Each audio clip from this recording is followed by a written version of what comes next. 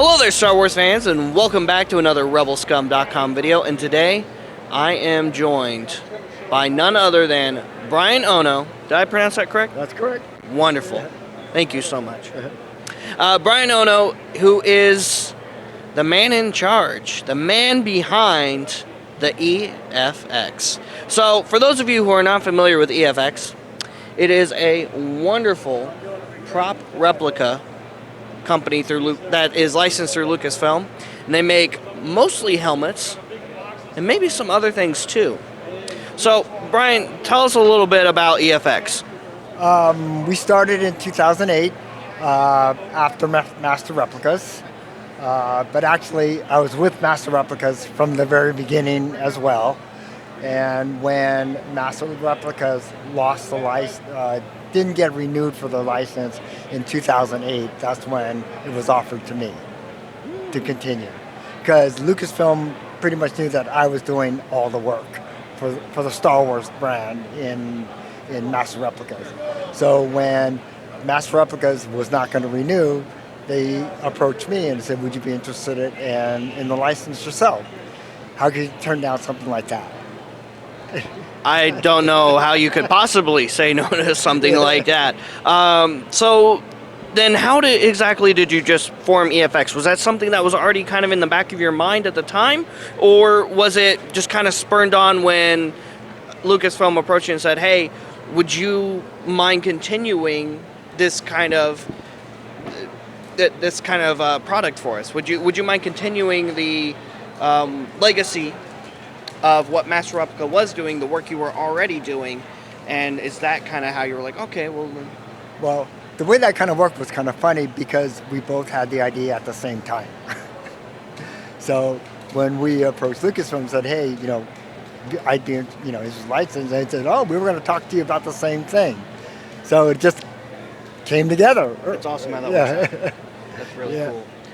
Well, you guys have produced various helmets, lightsaber replicas, and all kinds of other things in your prop replica making. What would you say is your favorite kind of thing to work on? Do you more like to work on the helmets and things, or do you like to work on lightsabers? If I had a choice, I like lightsabers better. Okay. But we try to put the same amount of effort into anything we're making. We strive for the most screen accurate version available of the replica. And we are very fortunate that a lot of the Lucasfilm archives and a lot of the original model makers work with us to achieve the most accurate replica of the screen use prop. And in keeping with that, what brought you into Star Wars? You've been talking about how you work on these helmets and work on these lightsabers. Which one's your favorite? What brought you into Star Wars as a fan? Well, actually, I'm a fan from the very beginning. In 1977, I actually saw Star Wars in the movie theaters 38 times. That's 38 times in 77? Yes. That's got to be some kind of record. From May, it was at least once or twice every weekend. You had to have really liked it. And what's interesting, if you talk to a lot of fans out there, everyone says, oh yeah, my parents took me to see Star Wars or whatever. Mm-hmm. But in my case, it was the opposite. I took my mom to see Star Wars. And of course, she was curious of what I was so excited about because, to be honest, I was never had a reaction to a movie like this before. And there's something in Star Wars just struck a chord, just like all the other millions of fans. Most of them cannot explain it. It's just something about it pulled you in. It's just something about it, right. So I've always been a fan since then, and for Empire Strikes Back, we were like one of the first people to ever start to wait in line prior to the film opening. So in Hollywood, Empire Strikes Back opened at the Egyptian Theater on Hollywood Boulevard. It opened at 12:01. They showed it at 12:01 a.m.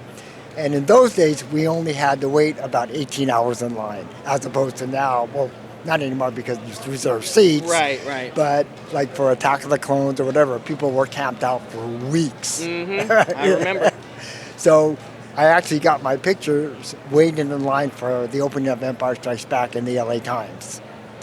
That's got to be quite the memory to have. Yeah, That's got to be quite it. Well, walk us through, or at least summarize for us, the process of which you guys go through when you're recreating one of these iconic pieces from, whether it's a film or a series from Star Wars. Okay, well, it depends on the prop that you want, that we're working on. If it's original trilogy stuff, then there are no digital files because everything was done by hand, right? And we had access to the Lucasfilm archive of what they had left. Because as you probably know, a lot of the props used in the original Star Wars are most likely in collector hands. Because at the time, there was really no values like today of props and auctions and things like that. So, a lot of props were made for one-time use and then tossed or trashed. Or some of the people took them home because they weren't going to be used, and it's just something that, that's the way it was. A memento, yeah. So with those, we do an intense study of the actual prop, and we know there's a lot of fans out there who have studied these props, forever, and so we get a lot of information from a lot of different sources to try to get the most screen accurate prop that we could. That's incredible. Well, thank you so much for all the wonderful work that you've done, not only with, of course, your years at Master Replica, but the years you continue to do and all the work and effort you continue to do here at EFX. Guys, if you're still at the con this weekend, whenever you're watching this video, and even if you're not, I urge you to come by and pick up one of these awesome, awesome pins. This is the EFX Celebration 2022 exclusive, the Grand Inquisitor pin. And it is an official EFX piece and an official EFX prop replica. So it is scale, and it is awesome. It's beautiful, too. I really like it. Josh was so jealous. He was like, "Where'd you get that?" I was like, "I got it at the EFX booth." He's like, "I want one." I was like, "Well, let's go to the EFX booth, and we'll get you one." So what's interesting about that, well, the first thing, you have it upside down. Oh, no. I did not realize that. Secondly, the manufacturer who made that for me actually made the screen use prop. So we used the same mold that was used to make the screen use piece as our production pieces. That is really, really awesome. And whenever I get this right side up, and now I feel silly, make sure you come pick up one too if you're still here over the weekend, guys. We got 1 day left. Tomorrow is Sunday, the last day of Star Wars Celebration 2022 here in Anaheim, California. So if you miss it on this one, well, you're going to have to catch it later. Maybe they'll have some at the next celebration. I can't guarantee anything, and I'm sure they can't promise that either. But maybe you'll catch their next celebration exclusive, which I'm sure is going to be just as awesome, if not more awesome. And I do have one more question before we go today. If you had a pet Rancor, what would you name it?